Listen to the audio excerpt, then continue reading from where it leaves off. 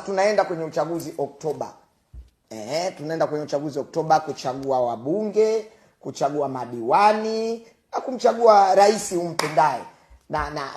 Na tumeona kila mtu anamwaga sera zake. Watu wanamwaga sera, na ninaamini katika kumwaga sera tunamwaga sera kwenye taifa lenye amani na utulivu. Hiyo opinion wanaita. Yaani hamna shida kabisa. Sasa niseme katika historia ya taifa letu, kwa mara ya kwanza tulipata Mheshimiwa Rais kutokana na katiba inavyozungumza.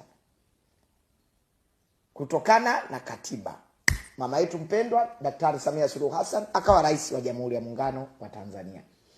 Sasa history inaenda kuandikwa tena.